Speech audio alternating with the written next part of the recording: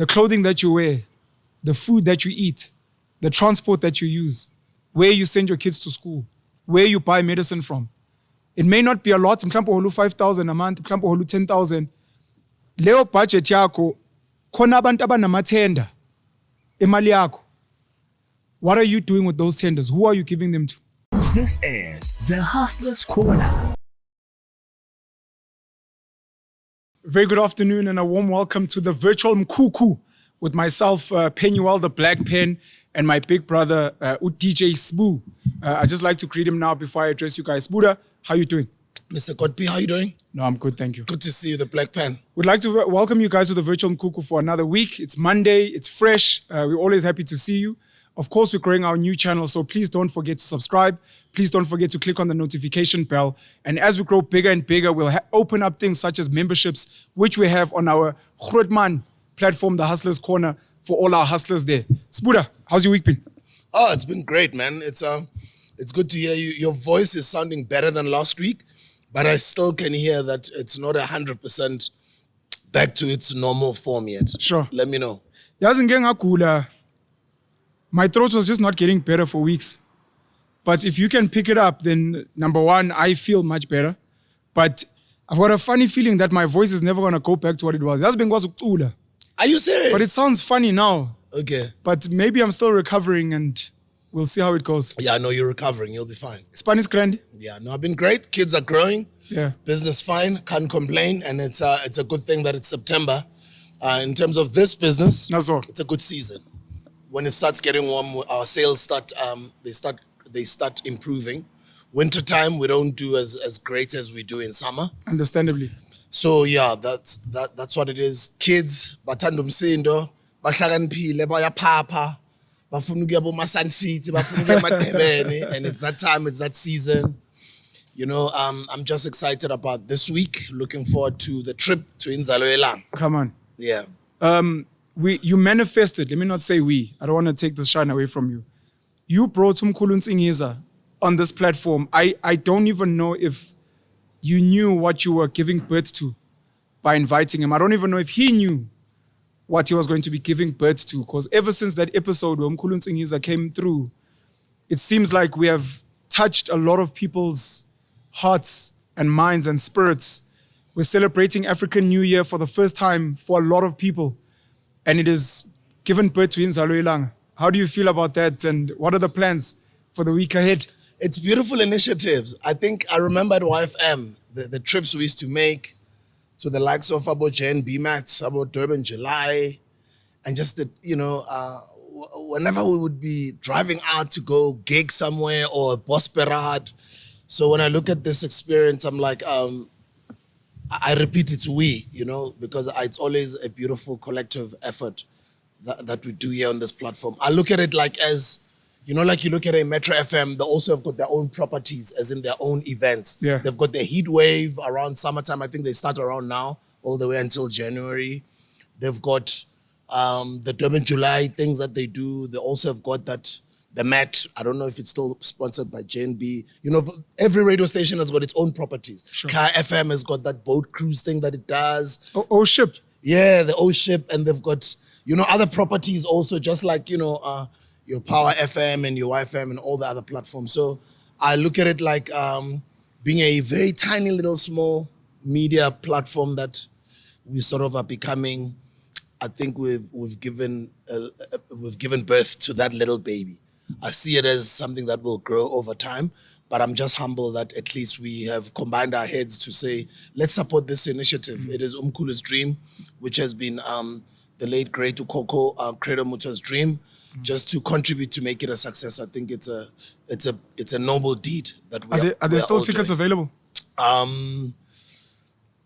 remember Sis Mandisa was complaining that a lot of the packages had sold out. Yeah, most packages are sold out. I think people that are forcing to come now, it's people who might not be sleeping at the actual environment where we'll be sleeping, but after everything happens, I think they'll probably drive like 15 minutes away to go sleep elsewhere. The main issue being, it's not an issue though, accommodation. So let me say, there is still space for anybody that still wants to find a way to join us. But the tickets are sold out. Congrats, by the way, Yeah. to the entire team. I've been having goosebumps for the last couple of weeks. Joshua Maponga interview, Zamalek Oh, Giza, that was nice. and now we're going to Inzalo YeLanga. I'm saddened now because I didn't see the value back then, but I'm saddened now that I never met Ukoko Uvusamazulu, Yeah. Credo Mutwa, but I'm hoping that wherever he may be amongst us within some of our spirits, he's proud of some of the work we're doing, some of the awakening that's happening. And I do invite a lot of our squatters, if they can, maybe convoy if that's possible, or just drive down, join us, even if it's just for one day, to celebrate the significance of the African New Year. And I hope we're going to have a good time. Yeah, I think so too. I think it's a beautiful educational experience. I look at a lot of people all over the world who, people create reasons Yeah. or beautiful excuses just to travel Yeah. or to be together. There's people who do. I remember I went with some American friends, some friends from Asia, from Germany, just a whole group of us. I think I was staying in LA at that time. We took what do they call it? Jeez, man. Oh man, I forgot what they call these trips. Where a whole gang of you, Kontiki? no, Okay. a whole gang of you go on a retreat. Okay, a retreat. Yeah. Sure. To Spain, for like 2 weeks. Yeah. With strangers, people you don't know. And especially Genge yoga. I was with the Genge yoga, doing, I'm a breathe in, breathe out, meditating, learning so much. Yeah. And I've done trips in the past as well with people where you're just visiting some very strange or peculiar places that you've never been to. Maybe you're together for like 10 days, you just go away. I love those, because they're always educational. I look at this one like that it's going to become, and I would like for it to become that, where we all feel around this time of the year, let's all go. It might not be a doof. It might not be a Coachella, it might not, but it's something different for us to go and learn. Yeah. Especially us. How I think important is traveling to you? it's beautiful. I love traveling a lot, Mr. P. I have not traveled since COVID. I've only been to Zimbabwe. In the last 3 years? In the last 3 years, That's yeah. crazy. Yeah, it's crazy. For you, that's crazy. It's crazy. I mean, I travel like maybe at least 8, 10, 12, 15 times a year. I'm always out of the country. To move from that to not travel anywhere for like 3 years and just be here at home, I kind of feel, I'm singing by Pene Plus. You're starting to be a local complaining about Ekasi. Yeah. But it's been beautiful because it's given me time to bond with my children, my family, focus on my business, and just to also be in touch with a lot of the things that are going on like and be involved with my businesses and just spend as much time as I can with my mother. My dad's, may their souls rest in peace. My stepfather who brought me up. They're both my fathers. I mean, I don't really say stepfather and father. My biological father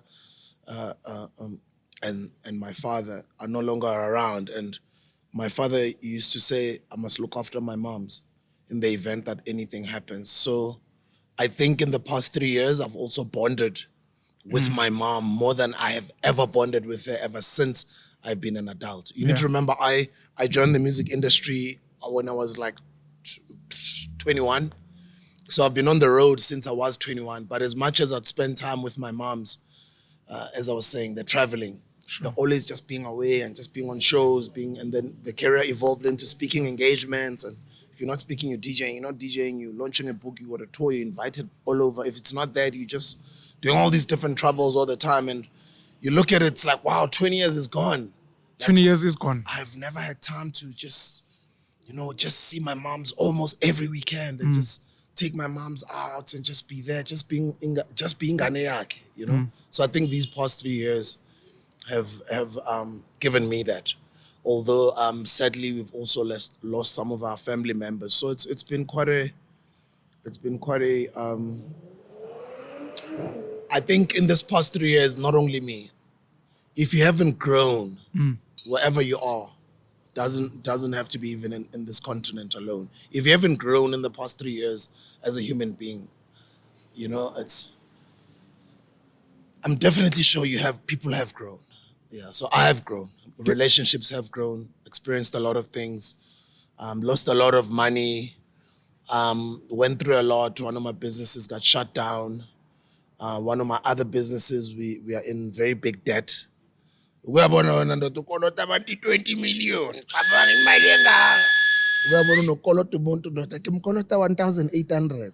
So Tina, there's this company that lent us money, like 20 million to start this business, pushing with my business partners. But that's how the cookie crumbles with business. It's a risk. Some business are not going to succeed. And I'm not saying that this business in particular didn't succeed or it's not succeeding, but yeah, we've had to get ourselves into a debt of about 20 million. So it's been quite a challenging and a learning period the past 3 years. But I'm glad that one has had to go through, that journey. We are cool, but welcome to being a man. Yo, adulting shows us flames. Hey, bro. By the way, good luck with the debt. I can only imagine. I hope number one, I hope you make enough money to pay it back. If not, I hope an arrangement can be made.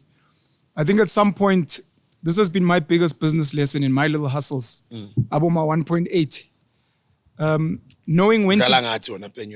true story. Very small businesses. Knowing when to kill a business is something that I hadn't learned, and maybe I still haven't learned it fully. With COVID, a lot of businesses closed down. And I remember Uvusi Temegwayo did an interview with, I don't remember this gentleman's name. It was a white gentleman. When everyone was doing Insta Lives, but my Insta Lives, I dumile under COVID lockdown. Lockdowns, yeah. Obviously, Zoom blew up as well during that time, about TikTok. But one of the things that this white gentleman said was the businesses that are going to be okay are the ones that are going to preempt that we're going to suffer. Contracts are not going to be renewed maybe 6 months from now. And they're going to make the decisions now to begin retrenching or telling people, look, we'll pay you for the next 3 months and then you must find something else. We're going to start closing offices. Because a lot of us, siyaffoster,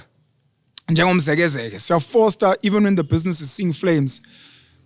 And sometimes it's to our detriment because by the time you're contracting a Aseko, you've got workers that you never told and never prepped for. You've got debts that you can't pay because you could have made arrangements in advance with that time. So learning when a business is fragile, failing, not okay, and when to pull the trigger and say, you know what, take this thing off life support, salvage what you can, speak to your creditors and tell them, look, call your lawyers now. Let your lawyers come and attack us now while it's right, it's healthy. So good luck with that. Yeah, no, thank you. Do you ever think you'll settle down? You've got an insane work ethic. I've said it before. When you speak about traveling, speak about spending time with your mom, with your kids, your biological and obviously your other children people you see as your children. Do you ever think of settling down with time? Maybe when I turn 60, I'll slow down. I'll stop traveling. Or is it going to be go for you forever? I have slowed down, Conscious decision, not COVID. I think I have slowed down even before COVID, as much as I was traveling, but I would still like to believe I wasn't as hectic as I used to be. I think I work smarter now. I think I work very, very smart. I have slowed down. I mean, I'm not employed, you know? I'm literally unemployed. That's why all I've been doing is just podcasting the whole year. But that's just a joke, guys, obviously. And I don't want it to land wrong because other people might just feel it's type of thing, you know? Sure. But yeah, there isn't a place that I have to wake up every morning to report to. Unless when I've, like, for instance, as I was telling you, I was supposed to have a business trip this entire week, business tour, because we're just about to close this season in trade. For those that trade, you guys know the informal trade, cash and carries, wholesalers, I sell a lot of this there. So you need to remember we are a B2B business, so we are not a B2C. What's the difference? Business to business. So we sell to business. We'll sell to other businesses.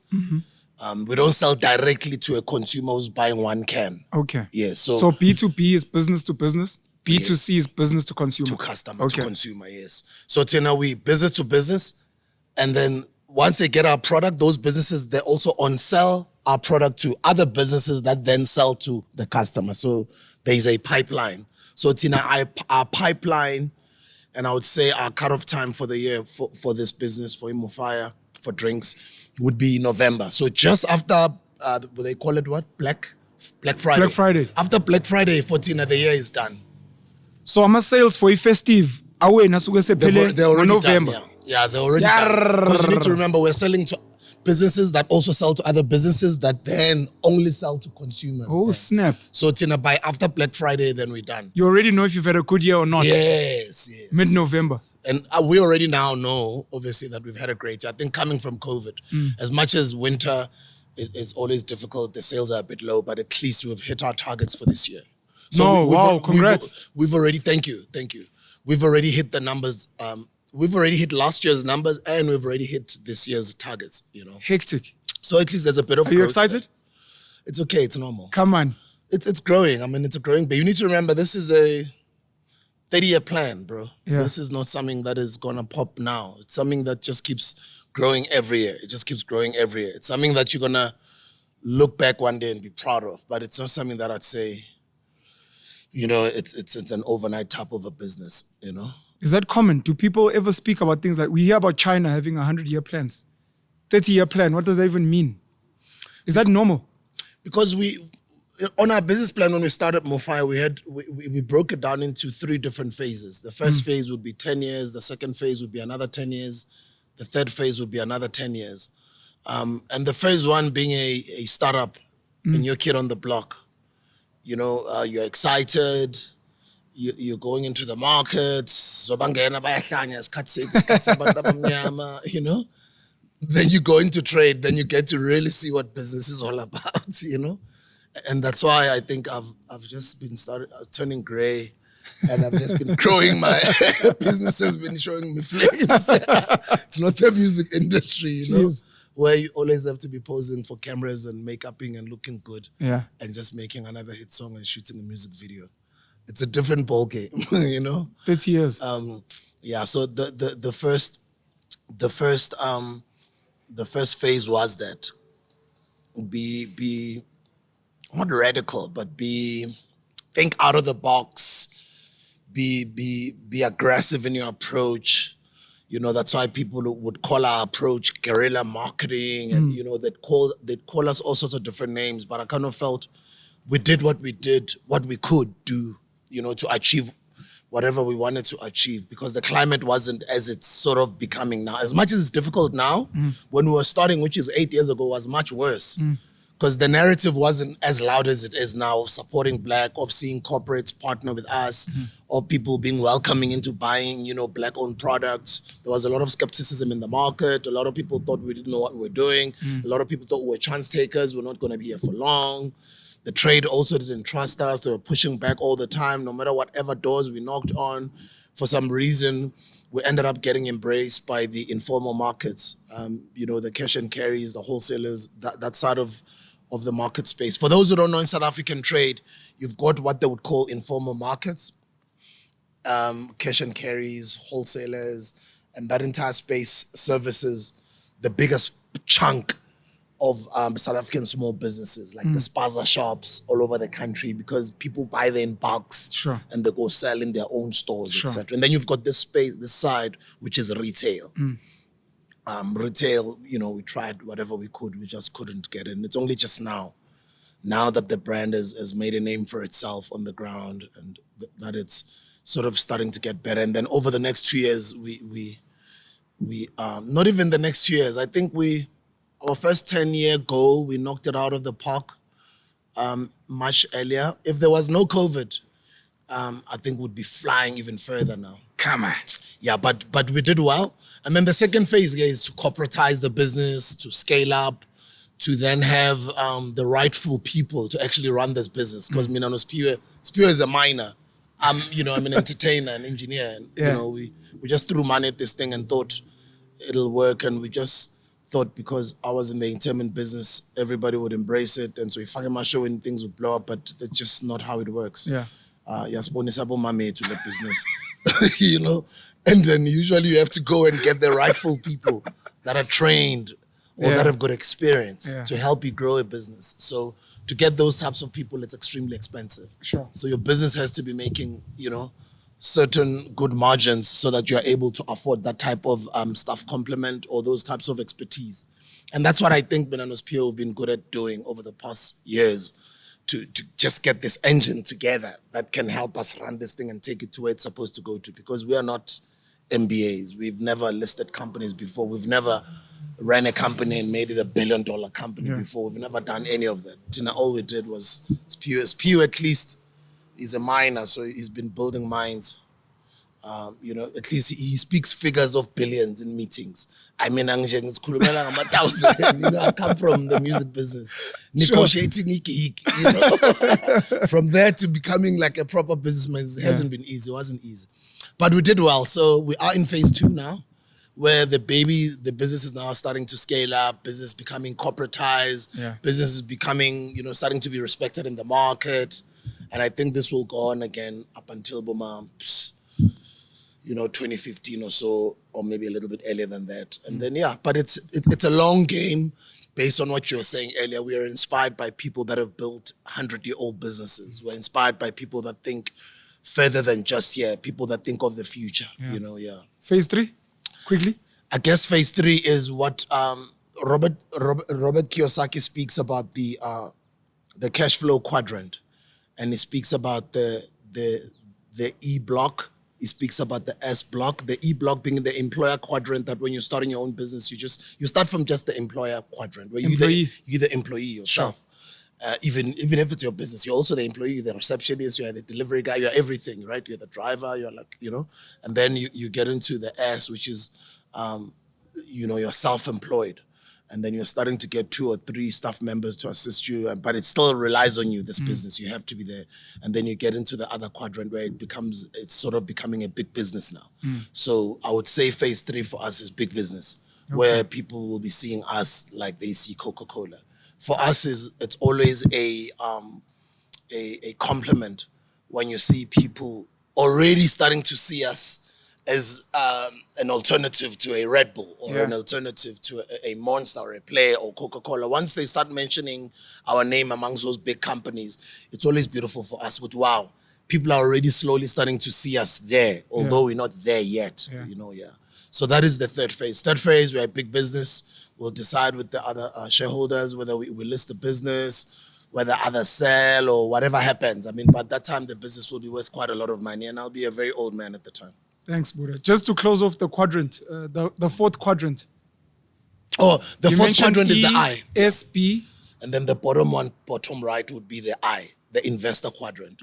And, Robert Kiyosaki says that's where, he wants to see, when he was starting out, what he explains on his first book, Rich Dad, Poor Dad, is that he's just always wanted to be that part, because, he was exposed to his father, was the poor dad, and the neighbor or the father that taught him business, that sort of was the rich dad, so to speak. And he says, that's where he wanted to see himself. And obviously, any business person, I think ultimately that's where we'd like to see ourselves, where you are now an investor. You don't have to run around, you don't have to be fully involved, but at least you are able to raise capital, or you've got money to invest in other businesses, where you're just purely an investor.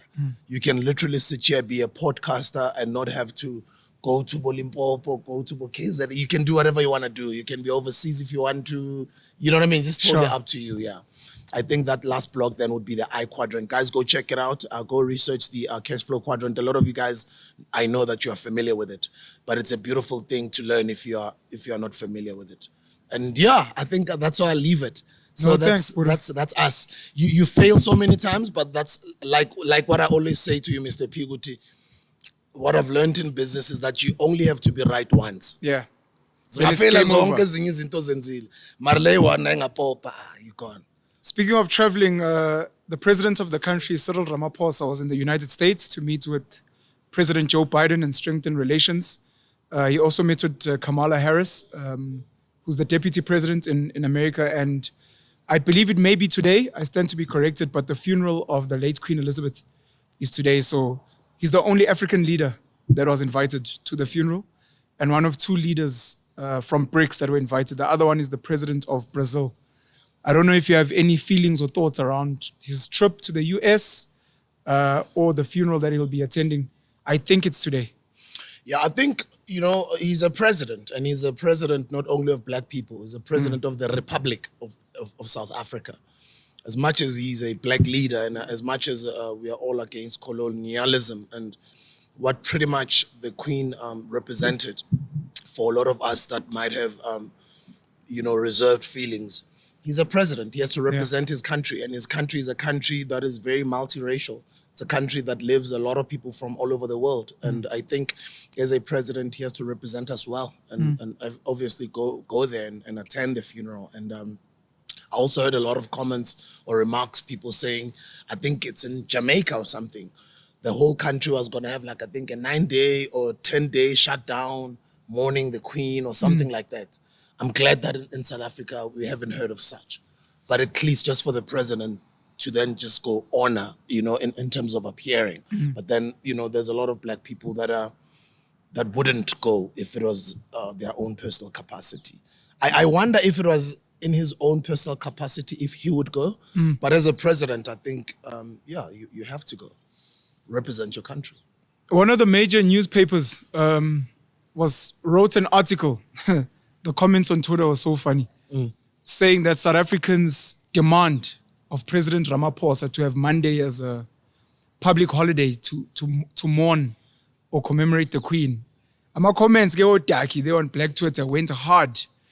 It's not really a fair question, but I'm linking it to what you're saying about maybe Jamaica wanting a period of mourning. I think some of the Commonwealth nations loved the Queen.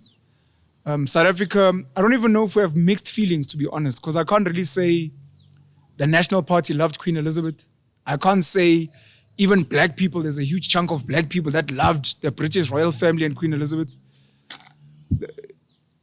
It was interesting for me just seeing a newspaper speak on our behalf.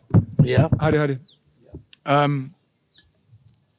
And also, look, there's a lot we're learning now. Harry and Meghan, as an example, the Duke and Duchess of Sussex, were uninvited. They were initially invited, then uninvited from the reception of the new King Charles. Scandalous. Where Harry wasn't allowed to wear his military uniform at some point in one of the processions of his grandmother's coffin being moved. And again, I think when we spoke about it last week, there's just a lot to reflect on. I guess you've seen it. I mean, in movies like About Us, Sure. Movies like Us, or even just this rhetoric of a lot of black people saying, hey, marry whoever you want to marry, be in love with whoever you want to be in love with, but don't be ignorant to the fact that when you are, as umuntu omnyama, getting married or marrying somebody from another race, it's highly, highly possible that their parents might not approve of you, and a lot of people experience that all the time. I mean, we see it with a lot of couples that have married white women, Sure. or black sisters that have been married by white men. Sure. We've seen it a lot of the times. Now imagine that those are the highest echelons. That's like the Queen's. It doesn't get higher than that. It's the Queen's grandchild, right? Yeah. Yeah. I mean, imagine Gini. I'm a poser with white supremacists. Sure. It's obvious. They're not necessarily going to easily accept Meghan Markle. I mean, not even not just the family, even in the UK itself. A lot of racism that she has experienced, and a simple thing like the movie that just came out, is it The Little Mermaid? The Little Mermaid, yes. I heard that YouTube has had to disengage the dislike button because of so many dislikes that were coming in, a lot of comments, racist comments that were coming in attacking that amazing young talented black girl who's playing the lead in that Little Mermaid. So, is this something we're going to get rid of one day? It certainly doesn't look like it's going to happen in our lifetime, but yeah, it's something you would expect. The royal family, and I mean, I even heard apparently he's not even him and his wife Meghan Markle are not allowed to the Queen's. I don't know if it's actually the funeral as such or it's the ceremony, but they did mention that apparently they're not and I stand to be corrected, guys. They're not allowed. So things like that you're expecting to see. But I'm glad that 12-year-olds in South Africa right now, 18-year-olds in South Africa right now, it's happening at a time in which they are alive in this internet age for them. As I was saying last week, on last week's episode, it's a beautiful, teachable moment. Our young people need to remember, this is the world we're living in. The young girl's name is Halle Bailey. Amazing actress, cute little girl, very articulate. Very sad what's happening to her now, and I think people are going to have to monitor her mental health because she's going to take a lot. She didn't choose to diversify. She's an actress, she's talented, she found herself auditioning. She said as well in one interview that she was surprised. Oh, I can audition. She got picked, and now we have to protect her. And it's not just her, but what you're saying is making me think, I wonder how many conversations are being had in primary schools. I've got a 9-year-old daughter, Africa. She lives in China currently with her mom. I've got a 3-year-old daughter, Unkanyezi, culture. I'm wondering now if you're at school and they with maybe other white kids or maybe even black kids saying, don't you think it's bad that like Ariel is not white? I wonder what conversations they're having with the teachers, with the school. Ariel doesn't have red hair anymore. And a lot of people are raising this topic of it's just a fictional character, it shouldn't matter. And immediately in my head, I thought King T'Challa in Black Panther, Wakanda, is also a fictional character. But is it because he's African that it's fine that he must be black? It's complicated, but you're right in that it's exposing racists. It's exposing some people that maybe would have not spoken before. And I think it is a conversation, because what if the Little Mermaid was a transgender? What if they got a little boy to play the Little Mermaid? And he's like, why must the Little Mermaid be a girl? What conversation comes up from there? So very teachable moment in the time we're in now. My concern is just, I hope Halle Bailey is not hurt during this and maybe even put off movies. We've had a lot of child stars in Hollywood, Macaulay Culkin, Lisa Lohan, I think, that ended up having very tumultuous lives. Lindsay Lohan, sorry. Some of them ended up going into drugs because, number one, the fame was too much. Number two, some of them may have been affected in certain ways, and it wasn't even being affected like this. Who are you to play the Little Mermaid? You and your people must, it's tough. But going back to there's a movie you mentioned before I go back to the Queen, and the President, rather. You said a movie, Us. Yeah, Us. Yeah. I don't know if you've watched Us. I want to make sure it's the right movie. Jordan Peele. I know a Jordan Peele movie, Us. I don't know if you speak about Get Out. Yeah, I'm speaking about Get Out and Us. Okay. Where, shout out to Jordan Peele. Both movies are insane. Bro. There's a new one coming out soon, by the way. Yeah, I heard I just forgot the name. I'm looking forward to that one as well. Yeah. I think it's dropping next month or something. Okay, just to put the squatters on, Jordan Peele is actually a comedian, but he's directed 2 classic cult movies now, Get Out being one of them, probably one of the most important movies on race relations in the modern era, and then Us, another very powerful movie with Lupita Nyong'o as well there. So thank you for giving a shout out. I just wanted to re-emphasize the movie or the movies and Jordan Peele as well. Cyril Ramaphosa, speak about traveling. Maybe before you go back to Cyril Ramaphosa, maybe before we let go of the Little Mermaid conversations that are happening around the movie, there's also another beautiful conversation to be had by us abantu abamnyama as far as that movie is concerned. Sikhule bathi kunama vartermeis, sikhule kuna this urban legend yokuthi ungayi kulela dam ningayodlalela emfuleni nina kune vartermeis la. Sure. Or I remember we used to call it what? Nkanyamba. Nkanyamba, you know? Nkanyamba, and other names would be Mrs. Fish. Sure. Let's call it Mrs. Fish. Mrs. Fish, muhle kodwa la inzansi uyifish. Girls that we used to grow up with, they used to say that. And then we'd be curious as kids, and the very same dam where the parents are saying you mustn't go, we'd be naughty and go there, and strong. You know what I mean? And there'd just be these rumors. There was once kids here that fell here, they drowned, and apparently 2 of them were taken by this Nkanyamba. I'm sure you also had those stories. Definitely. Growing up, Definitely heard a lot of those stories, especially kwa Kokwami or my grandmother's sister, Ukok Esther in a place called Wahlati, Wash Bank close to Ladysmith. I heard stories like I remember speaking to my mom literally last year that I may not have believed the story, but it was parents trying to tell you stay away from there because kids have drowned. So they might create a fictional character. If we tell these kids nzo limala lapha, they won't hear. But if we say khona uTikolosho, khona inkanyamba, khona indoda ezonibamba laphayana, it keeps kids away. But I've definitely heard these stories. Yes, it's urban legend stories like about Pinky Pink. Yeah. You know, but Pinky Pink umlayishe umuntu umlayishile ngapha nawusuthi uyabheka ngasekho lo muntu noma uzithole mhlambe udrive ngemoto nawuvuka lapha ekuseni uvuka usemangcwaba. You know, all these stories and you stories. think abantu abadala would create them ukusithusa. But somewhere somehow when you hear from other elderly people, for instance, the Pinky story, for those that watch videos of Ukoko Credo Muto, there is a part where he talks about some of the things that he had experienced back in, not him, I think stories that he was told also by his elders about, and I don't want us to go into that topic, but aliens. And apparently these creatures were pink in skin. And I guess that's where the story of Pinky comes from. But that's where I was not there. I was here on saying, even the story saying Kanyamba mermaids, there's just this thing you're going to know, mermaids don't exist. But then there's just all sorts of different stories everywhere that say, you know, there might have been a mermaid that was found in some river in Mexico. And then, and these are different parts of the world, different stories. And rumors, I don't know how factual they are. Abantu abadala would tell you, no, those things exist. And I was even hearing somebody who was commenting about this girl's story of her experiencing racism, Halle Bailey. He was saying,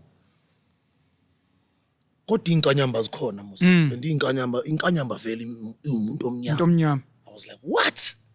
Does it really exist? So things like that, I don't know. So there's also another teachable moment in that story again as well, you know? Zamalek Giza last week when we had a conversation with him spoke about how Stan Lee, Marvel Comics, according to his knowledge, Stan Lee had a secret visit to South Africa and sat with Ukoko Credo Mutwa. And some of these characters, about Spider-Man, he says come from some of our stories. And I know Hollywood steals a lot of stories, not just on the African continent, but even in Asia. It's been proven. The Lion King is a story that was stolen from Asia. So you start wondering, Mpela, if maybe they actually came here and heard some of our stories and then took them overseas, obviously then created a white mermaid, the same way some people might think the Egyptian pharaohs were Abelungu when they were not. And to what you're saying, or what I'm thinking is this creates an opportunity for us to tell our own stories. When are we going to create our own superheroes, our own little mermaids, so that if someone else does it somewhere else, we almost don't need Banaga because we're like, but we've got our own. We've created our own. We've got our own films. We've got our own. We can even link and say, but ethi film ya phuma ngo 1930, then iphume ngo 1980 bani. So actually, so I really hope something like that would happen. Someone did say on Twitter, njobu khuluma about ukuthi angazi noma inkanyamba, but labo sis laba bawofish being abantu abamnyama ukuthi ngibeka ngesizulu manje. Engathi ngiyabona ama-comments but niyathanda ukuclaim ukuthi yonke into ayiseyenza umuntu omnyama. Seniclaima nama-mermaids manje. Khona umuntu othe But it is true, kuTwitter. hamba ubuza ugogo wakho, you'd hear these stories. Khona umuntu othe kuTwitter the amount of abantu abamnyama abayiphonswa olwandle during the slave trade. Why would you be surprised ukuthi labantu ba abantu abamnyama? Ngoba nalahla osisi abaningi in there. What did you think happened to them and their spirits? It's an interesting conversation, that one. I've even seen a lot of sculptures that have been done underwater, you know, to sort of celebrate memories of our ancestors who died. Yeah. Beyilahlela olwandle, bayitshela ukuthi I'd rather die than be taken to the other side of the world and become Killmonger, that's Black Panther. I'd rather die. You quoted that line. And I know it's not his, Ryan Coogler, but it's exactly that. You know? So it's beautiful that everybody has got a phone to learn and comment. But some of us, we mustn't just comment and keep it moving. Comment and do a little bit of your own research. I love these things because they become teachable moments for us. And use the motivation to tell stories. Yeah. If you really feel like, I mean, we've got indigenous languages. Let's not wait for Walt Disney to come and make an African version of The Little Mermaid in isiZulu. Why can't we do it? Why can't we create those things? And you don't need, there's people that shoot skits on their phones. Why can't you do that and start? And we create something like a Nollywood here. Just like what the Nigerians have done, Yeah. right? And I totally agree with you. But then I was sitting with Nota last week and Mensa Main, and Nota was saying, Mensa was asking Nota, why do you all need America? Yeah. Like, you've got such a big continent. Like, I guess maybe because he's created a career for himself in South Africa as an American YouTuber. Yeah. You know, and he was asking it from an honest place. But honestly, I react to South African music, and I've created a YouTube career out of just reacting to South African culture. And I'm even creating a life in South Africa as a 21-year-old. Young, that man is 25 or 27. Jeez. Yeah. But his question to Nota was like, but why do y'all, he was even specific asking him about Questa. With Nota, you've mentioned it before, at some point you were trying to break Questa open. Like, why do you all need America so much? And then Nota's answer was, we grow and we reach the pinnacle in our country. And for a lot of musicians, when you've reached a certain type of success, you want more. And I guess it's normal for a lot of talented people, not only in music, that after you've done, you want more. And he was explaining and saying, America has got this very big media hegemony that a lot of the times it becomes easier for you to conquer the world easier if you are either based in the US or in places like London, you know, and those types of places.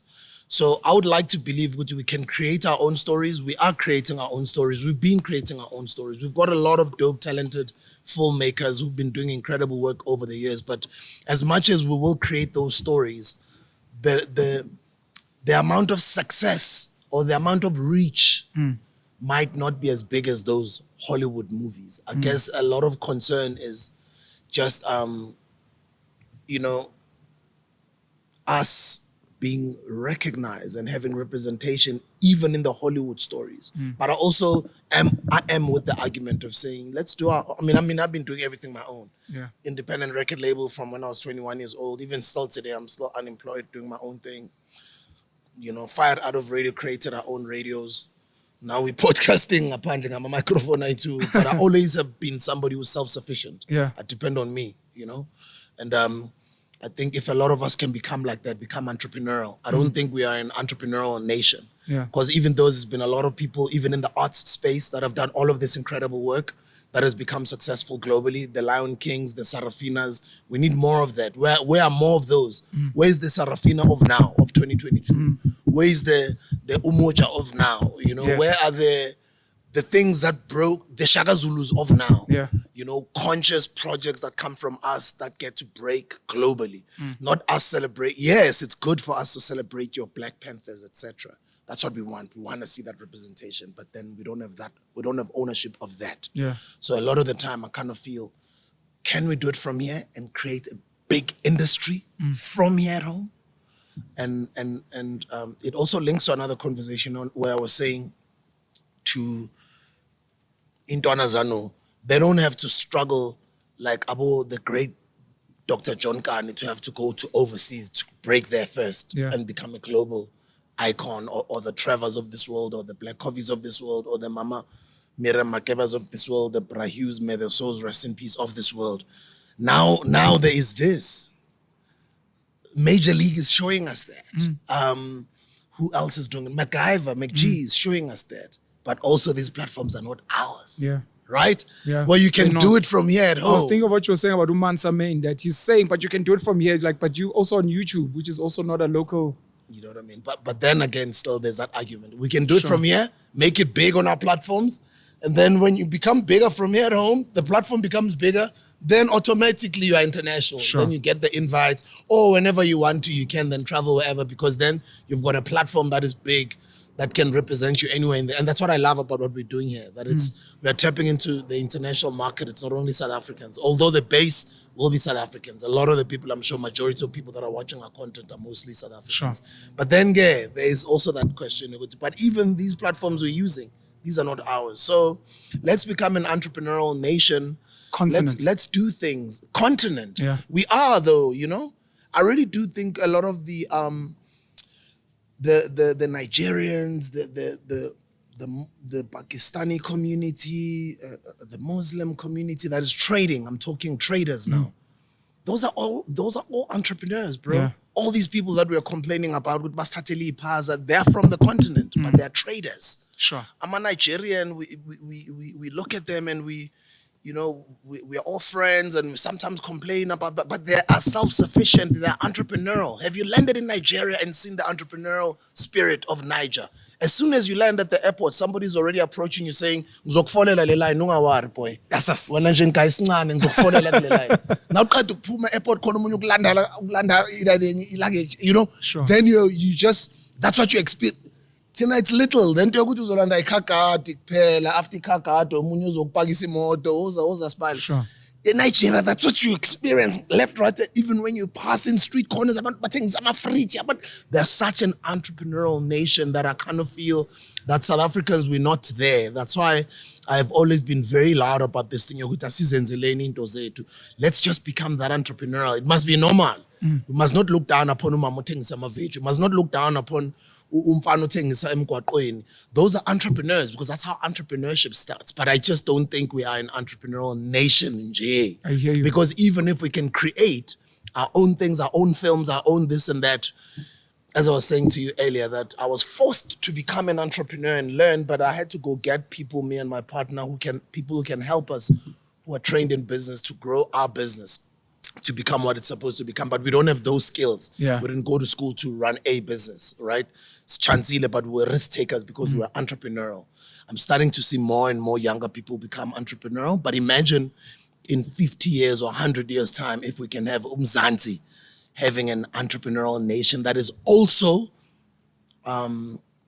educated and knowledgeable to be able to run their own businesses.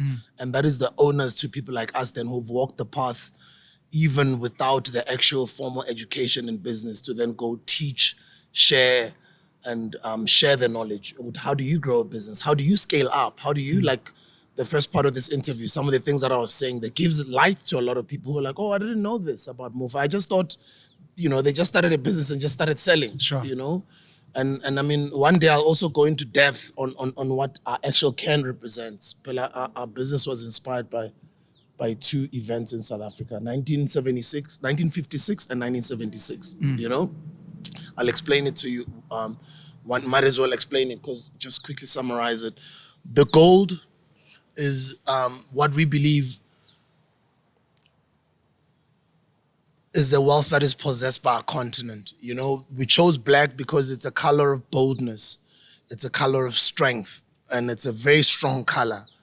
And as they would say, Africa is the dark continent. The gold represents the wealth that is in the continent. The other day when we did the episode with Bishop Joshua Maponga, my rhetoric, that entire interview, I kept on saying Zimbabwe is wealthy, Zimbabwe is wealthy, Zimbabwe is wealthy. It's still the same thing I believe about the continent. The continent is extremely wealthy. The continent feeds the whole world. And as much as they can say we are the dark continent, this can represent the boldness in that black. And we believe black is a beautiful color. And when you see the gold that's sitting on it, it shows you the wealth that we represent and the wealth that is in this country. And we sort of put in a sort of a coat of arms around this flame. This is a flame that you're seeing here. The flame represents the burning desire of the youth of 1976, the burning desire of Abo Mama Bango 1956 marching against the past laws.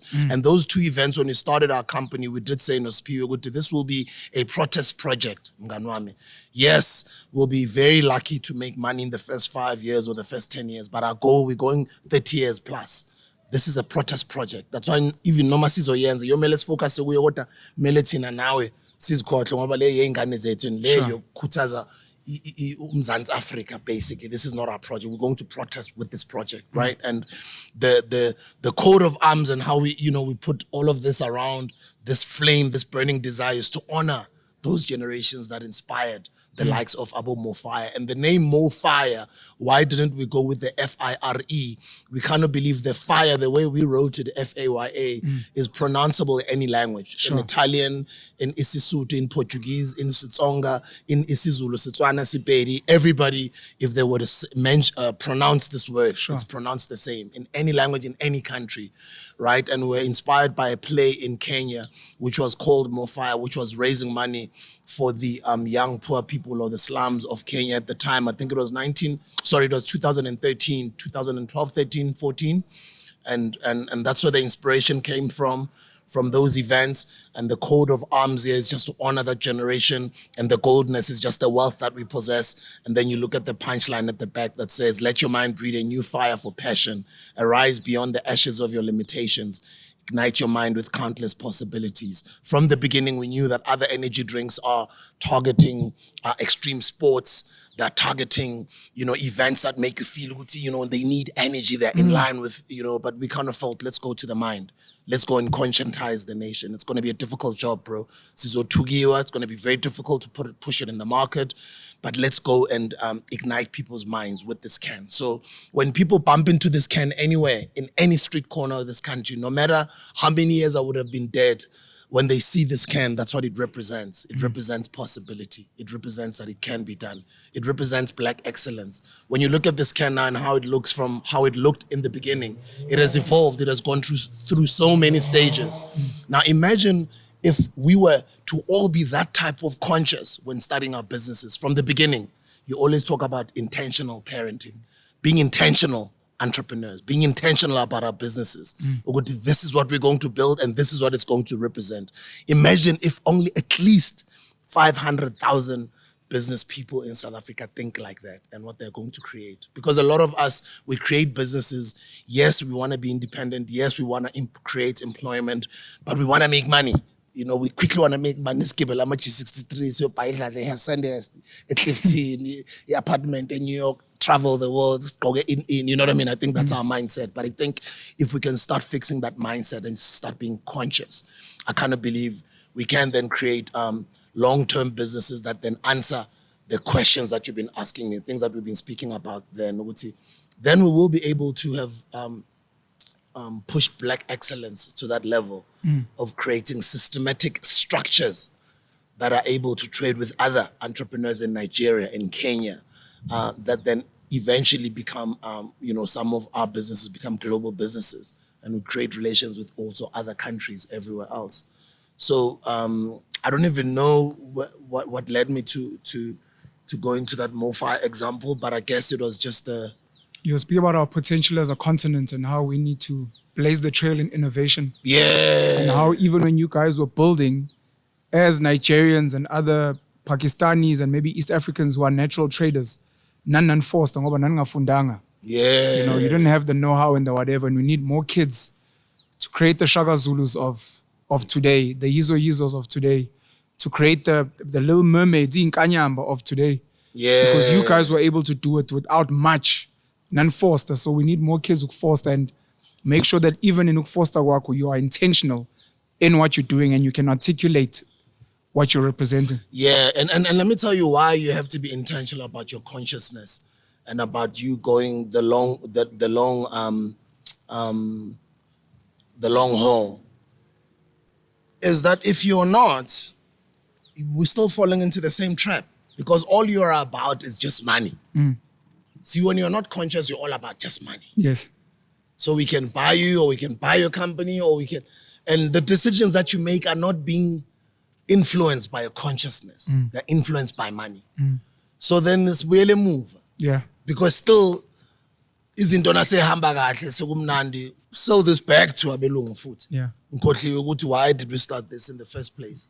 Or even when I make decisions, you know what I mean? What I'm trying to say, right? It's like the mindset of a colonizer. You're just doing it without a soul. Yeah.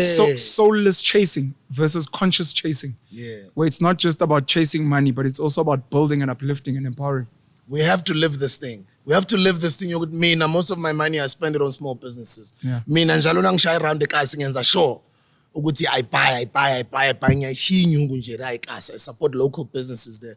Mina ngenza sure ukuthi you know, if you are intentional about it. So even when you sit with your partners in your status meetings, on your board meetings, on your whatever, even when you look at your suppliers, how many of these suppliers are women? Yeah. How many of these suppliers come from disabled people? How many of these suppliers come? Yes, you're not necessarily government, but when you're looking at whatever you want to do and you want to give that business, no matter how small it can be, could just be business, nyana 5 stina or 3 stina every week, or umuntu ozokuthungela ikipa mhlambe make promo t-shirts for your company. Sure. Are you intentional by saying no? Umuntu ozozenza ngifuna kube i-black company, or you just don't mind? No, it's fine.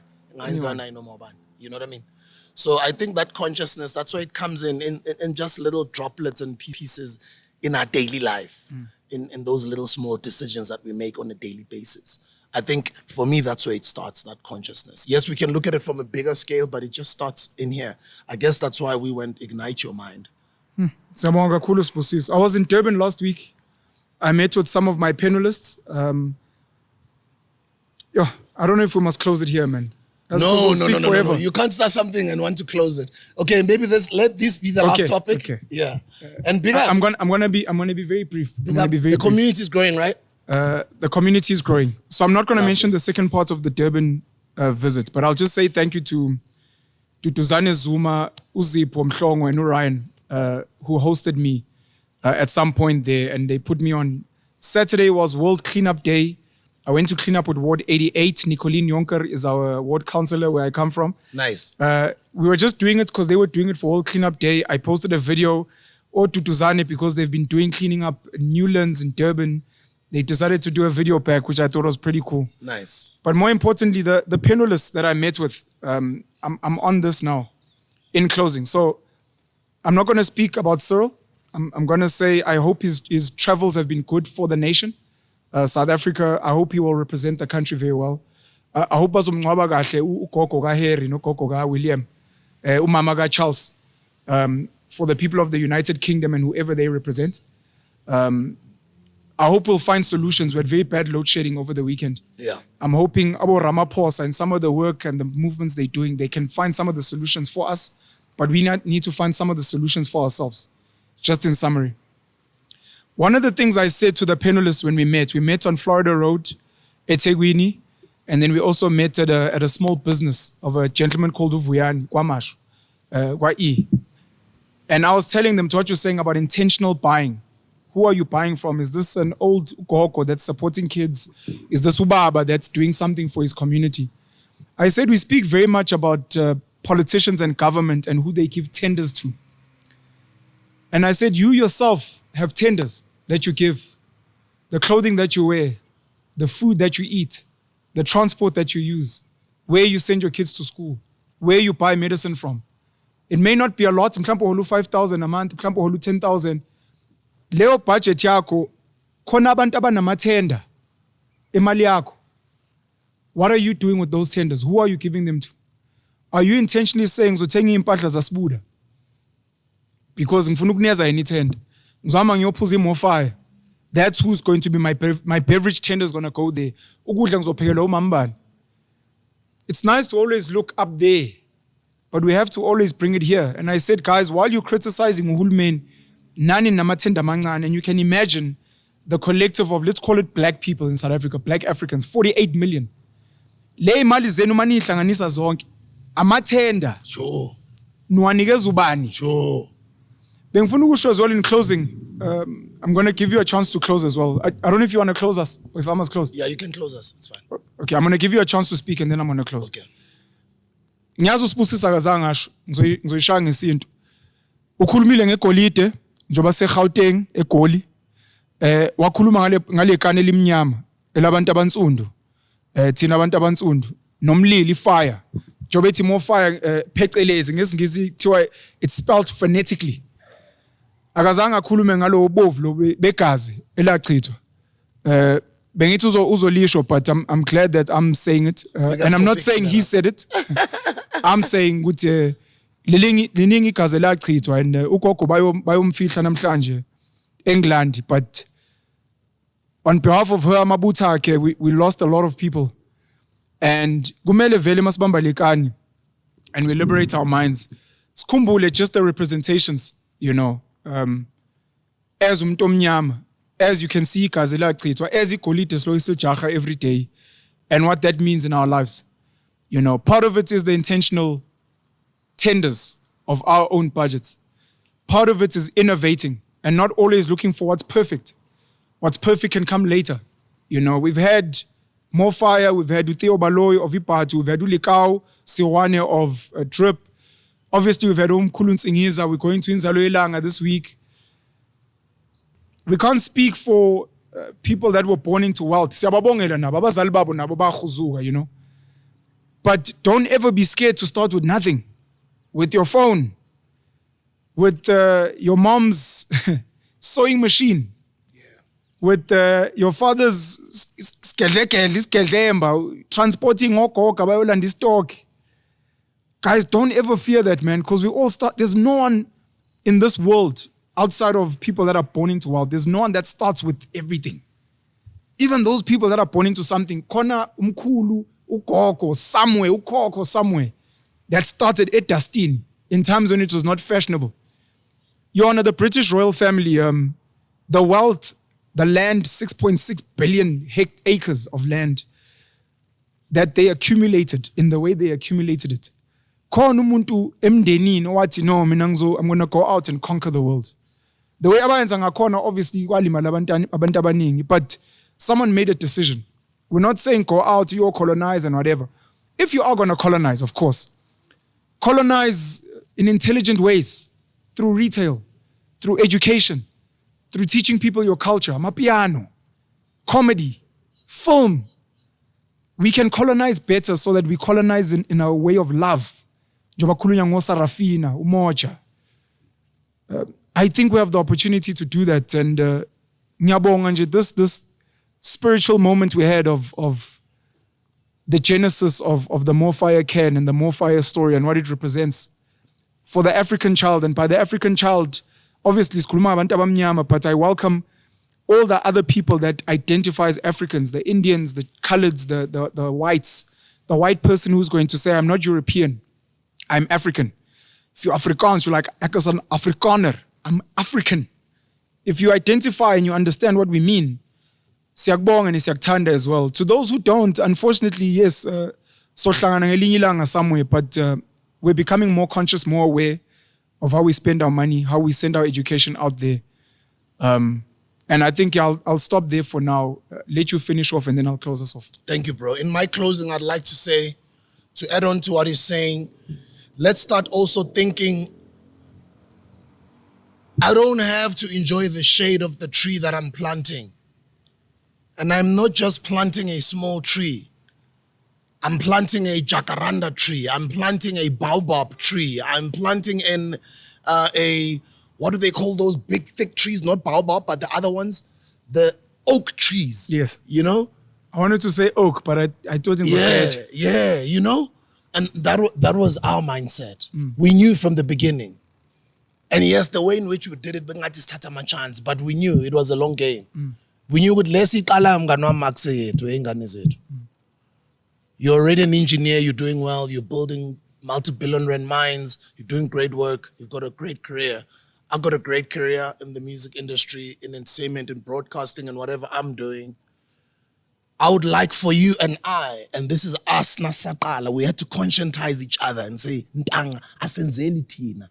Senzela not only ingane zethu, kodwa senzela umzansi, like people must be inspired by this project we're about to embark on. This needs a lot of our prayers. This needs a lot of this needs a lot of guidance from people who've walked this journey before. But this is going to be a very difficult journey we're about to embark on. But we're intentional from the beginning. So let's start thinking that way. When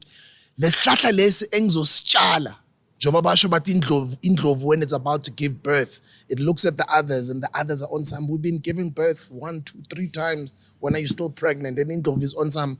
What I'm giving birth to Indlovu. What I'm planting here is an oak tree. What I'm planting here is a baobab tree. What I'm planting or giving birth to here is something that is going to take me working on it, watering it, nurturing it, looking after it for the next 30, 40, 50 years, 100 years, for future generations to enjoy the shades of these trees that we are planting now. If we can have just that mindset, I think we'll go far. Thank you. Amen.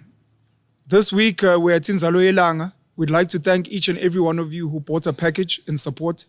We'd like to thank each and every one of you who has joined us in collaboration to celebrate African New Year and to begin lighting the spark of a renaissance and a rejuvenation and a rebirth of the African continent.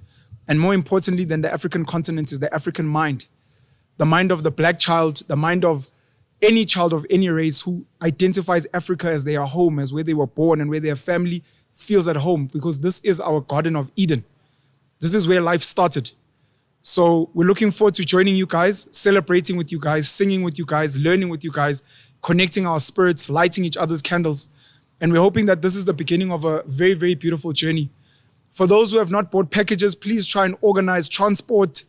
Maybe try and DM and tag us on social media to see if some people can set up WhatsApp groups to travel together. Come visit for a day, organize with abantu bakini mhlambe baseMpumalanga and Baziyo to host you guys, and let's all connect and combine together.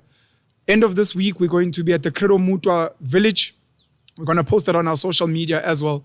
And I just want to congratulate the entire team and the great empire of Kemet with Mkhukhu Nsingiza in memory of Umamuzinzi Mandela as well, who was one of the founders of the movement that they're doing, the conscientization, the education. We're going to be putting the links of some of my YouTube channels, some of DJ Sbu's YouTube channels. Please help us grow this channel as well, which is the child of the Hustlers Corner and all the hustlers that we've grown this year. Help us grow this channel as well. We want to bring more people on, besides myself and Usbusiso, to educate and impart and light each other's flames. We are looking to innovate, we are looking to build, and we're looking to combine and connect with you. I want to once again thank all the people that hosted me in Durban, in particular my panelists there, in particular Tutuzane Zuma and the team. Let us plant the trees. We are enjoying the shade of a tree. We don't even know who planted it back in the day. It is our turn to plant the trees and pass it forward to those who came before us. And we look forward to seeing you guys again. The virtual Mkhukhu VM, we're building something very special here. And we're very happy that you guys are joining us along the journey. Penuel the Black Pen, we're out. Peace. This is the Hustler's Corner.